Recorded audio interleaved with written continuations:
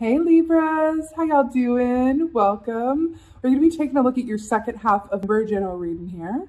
So in your meditation, very interesting, I heard the song, the itsy bitsy spider went up the water spout, and I saw this little spider running around on a carpet, and then I saw someone vacuum it up into a vacuum bag, and then it grew inside of the vacuum bag so big that it exploded. And then I saw it mosey into like a home office type deal, sit down at a computer and start writing what felt like its life story, its life story. And then it's sauntering outside and growing bigger and bigger and bigger, climbing up into the roof of this house. And it was a full moon. And I just, under the light of this full moon, I saw it just like exhale, like, oh. And I heard, at least I did it. I did it. I got it done. I did it. Really interesting. Let's start with spider energy, shall we? So spider energy equates, it's a bit of a hybrid, right? So it equates to the high priestess and the tarot, which is about, connecting with your intuition, seeing things clearly, accessing hidden truths and hidden belief systems and hidden sacred knowledge.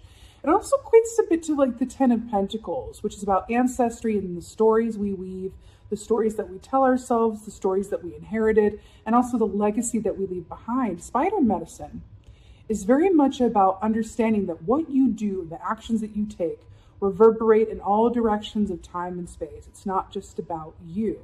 As human beings, this can be very helpful to remember that in the big scheme of things, and I say this with love, and I say it with a bit of a helpful scientific slant, right? Where there's this concept, within science of like, you are not special, right? Spirituality, the other side of it says, yes, you are special. You are a special, unique being who is here for a specific purpose, and you're here to fulfill it. That is true. I believe that to be true 1000%, right?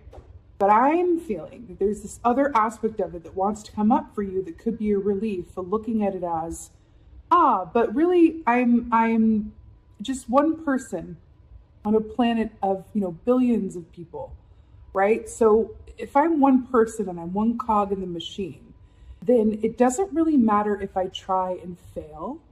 It doesn't really matter what happens as long as I gave it a go. As long as I give it a go, as long as I can look at myself at the end of my life and go, hey, you did that. Because I feel like the worst thing that could possibly happen in this context is having a dream deferred.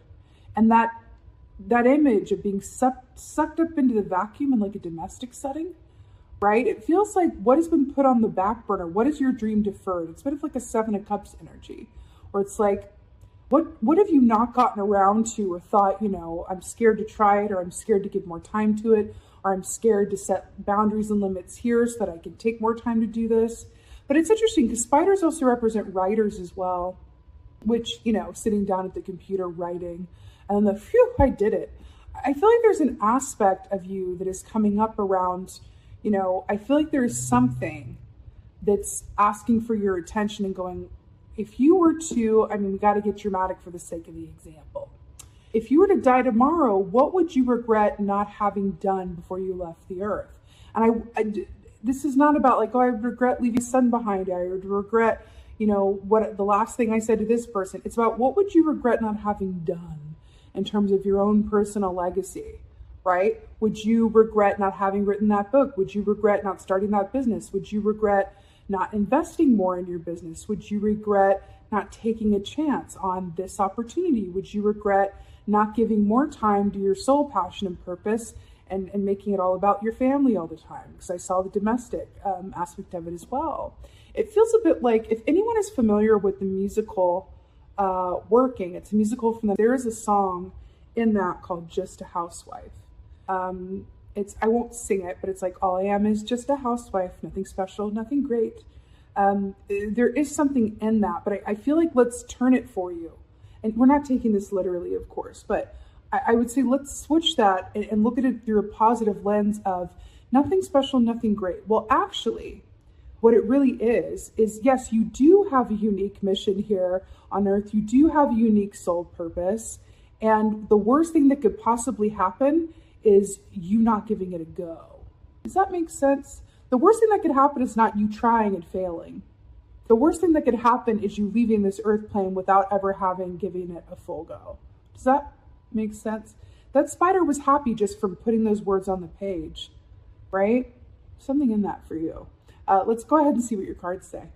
Hey Libras, let's go ahead and see what your animal energy is for the second half of animal energy for second half of. Oh, I love it. I love it so much. Okay, let's talk. We got the otter here. By the way, you are the last in this round of readings and no one else has gotten the otter. And there's been a bunch of repeats today. Thank you very much. So back to that idea of you are special in this world. So otter, beautiful water energy. So this equates to that of the Six of Cups, which is so nice for you because when we're talking about dreams deferred, right? We're talking about, we can look at this from the aspect of, you know, that Six of Cups childhood energy, right? Of what would I do if time and money were no object? What would I do if I believed that I could succeed at anything I put my mind to, right? The otter asks, what do you do when you look up and hours have just flown by? That is a big clue as to your soul's purpose, right? What you're here to do, what is going to fulfill you, right? This is the antidote to a dream deferred. If you can really link in with this otter energy that is showing up for you, you will find that not only are you connected to what you really desire in your heart and dreams to try and do, but you're also having access to feeling like a kid again in the best ways. Because if you think about it, kids, right? At least as kids should be, the kids who are, you know, have a safe enough environment to dream this, to think that anything's possible. Anything's possible. Kids don't limit themselves like adults do. It's only when the world gets their hands on them, they're like, oh, well, now I've been hurt, so I don't love as easily. Well, now I've been rejected, so I don't go for everything that I want. But this is asking you to step into that childlike energy, right? Again, the worst thing that can happen is not trying and failing. The worst thing that can happen is you never trying at all, right? Let's see what's going on. Oh, stunning. More water energy. King of Cups. So this speaks of emotional equilibrium, balance, but I'm also getting for you as well is that you have the ability, like with these dolphins off in the background, the Ace of Cups / Six of Cups energy, back to the otter. You know, with this energy with the King of Cups, there's an aspect of being able to reconcile your feelings and what your heart desires from a place of healthy perspective, right? So it's not Queen of Cups. You're not feeling overwhelmed and taken out by the tides. You're able to really sit in your core center and go, okay, let's be pragmatic about these feelings and these desires that are going on within me. How can I make a dream happen? And again, it's not about being successful in the conventional sense. It's about how can I give myself enough time and space and permission to do what I truly desire to do without any expectation of what's going to come as a result, without worrying about any kind of next steps, right? Really, really lovely. I love that you're getting all this water energy, Libra. I love it. Really? Wheel of the Year, Wheel of Fortune. How stunning is this? This is the wheel turning in your favor and great things coming your way, but it's really fascinating because I feel like if I'm looking at these spokes, right, things can get caught in the spokes as things are moving forward. And it's interesting here because this calls to mind that of balance when we look at the Wheel of the Year. I feel like that image of the vacuum cleaner, like sucking up the spider. What is taking a little bit too much of your time and attention at the detriment or to the detriment of things that are really important to you as an individual? Okay. Also, when we're looking at the Wheel of the Year, because things want to come through for you, right? But it's like there's a time and so I feel like some of it's getting sucked up in the vacuum, right? When we look at the Wheel of the Year, we can think about how we can be mirrors to what is going on in our natural world so we can get the most out of the season. For example, where we are now in the Northern Hemisphere is we are in the last dregs of autumn. We are going towards winter solstice next month, right? So within that, what does that mean? It means like if we were to reflect nature, well, nature, the leaves are starting to fall to the ground. There's going to be a frost coming, depending on where you are, but go with me here. The trees are going to be bare. So what's that about? It's about going within, being still, engaging in some deep self-reflection before the wheel turns again towards spring and we start to waken up, get more lively. We start moving again like nature does at Imbolc, right? So I feel like there's something here about really engaging with the wheel of the year and this opportunity that it has for you during this time.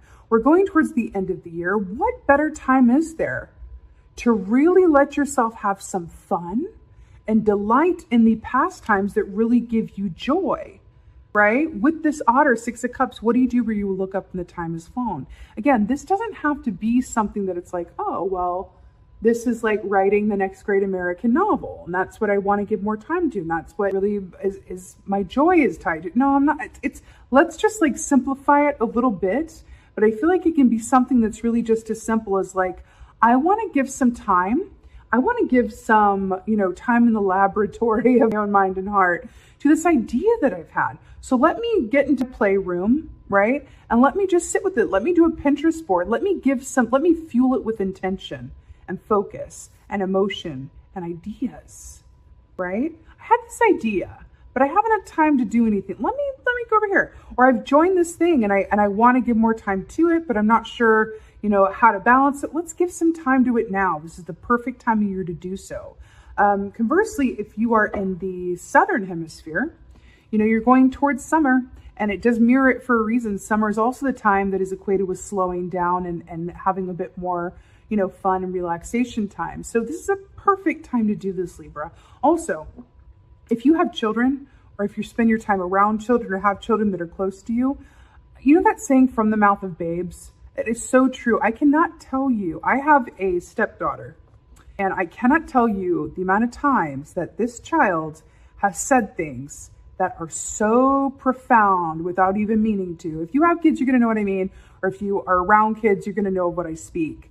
But I feel like there's going to be wisdom coming to you from the universe through the mouth of children around you, or through the mouth of children in general. This could even be a child that walks up to you in a restaurant and says something really profound. Like, for just going on the example of the meditation, maybe a child walks up to you in a restaurant and goes, "Are you a writer?"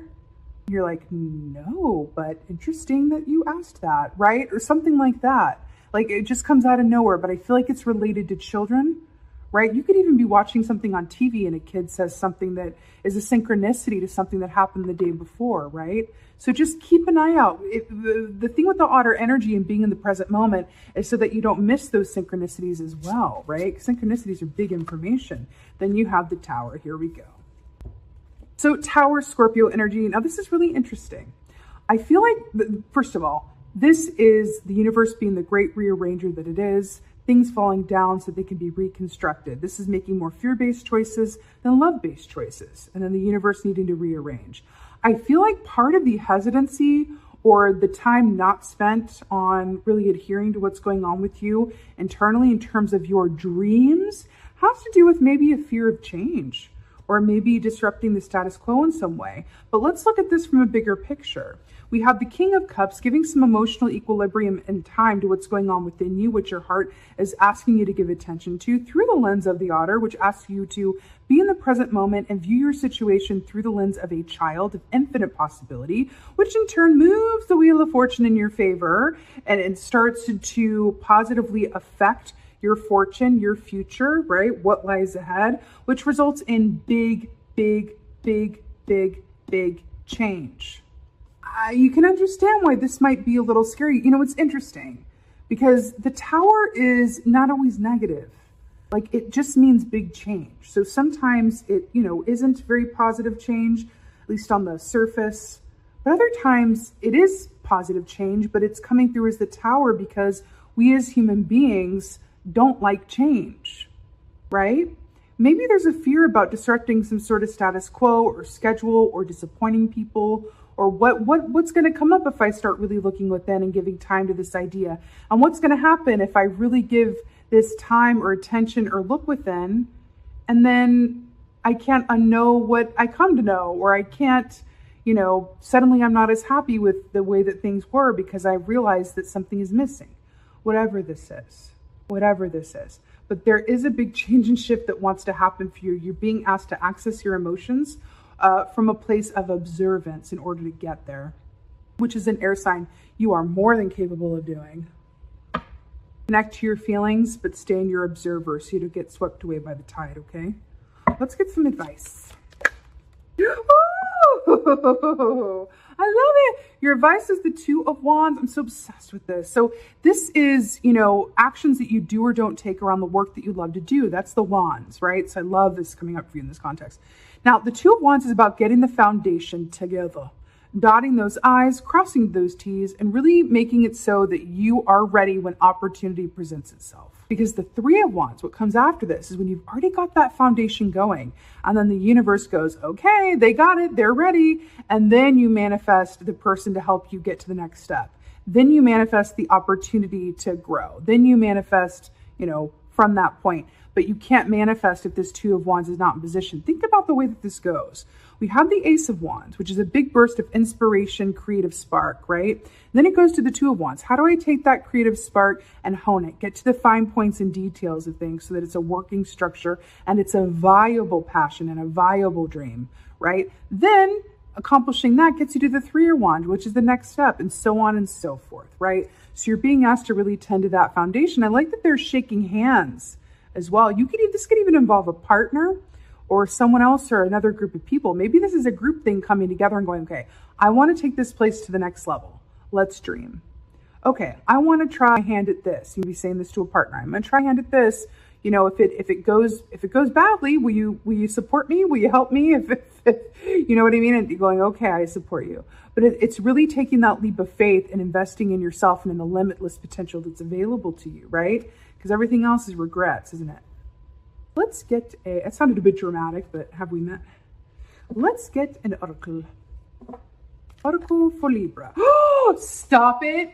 Stop it, but don't you dare stop it. Look at this. You got the Diamond Dreamer. Hello, okay, I can't with you. The Diamond Dreamer, material wealth, true prosperity. Hello. What were we talking about? Wheel of Fortune, big change, getting that foundation strong, trusting that the only terrible thing that could really happen is if you're not giving whatever this is a go. The Diamond Dreamer, material wealth, true prosperity, number 6, just like the Six of Cups. Whatever this is, whether this is a business, a partnership opportunity, something you want to do with and for yourself, something you're creating, an idea, whatever this is, you are hooked into something that is meant to be successful. So go for it. Remember that diamonds are created through pressure as well. So remember that Two of Wands energy that it's going to come up for you in the Tower. Trust that worthwhile things take effort, right? And you're never going to regret having given it a go. You will only regret not having given it a go. Whatever this is for you is meant to be very successful. I'm obsessed with this for you. Also, this Egyptian energy as well. Six of Cups is about the past and nostalgia. It's also about past lives. And I'm getting with this Egypt energy here as well. This is something that's really aligned with your soul purpose. You are meant to be successful in this lifetime in a way that is, stemming from your soul purpose and something that you have a hand in creating. Stunning, Libra, stunning. I love this for you. With that being said, I so hope that this helps and resonates. Please let me know in the comments below. Also, a little bit of YouTube drama. YouTube, for some reason, is unsubscribing people from the channel who are not interacting with the videos, which means liking and commenting. So if you want to stay subscribed, please like this video and please leave a comment, even if it's just like a smiley face emoji, whatever kind of emoji you're feeling. It's really important if you want to stay subscribed. Hopefully this changes, but that's where we're at right now. So if you could meet me here and stay subscribed through liking and commenting, that would be brilliant. Thank you. Also, the wait list for my Be Your Own Intuitive membership course is now open. The link to join is in the description box below. And lastly, just thank you. Thank you so much, my beautiful Libran butterflies. Thank you so much for being here. And as always, and most of all, thank you so much for being you, and be well until next time.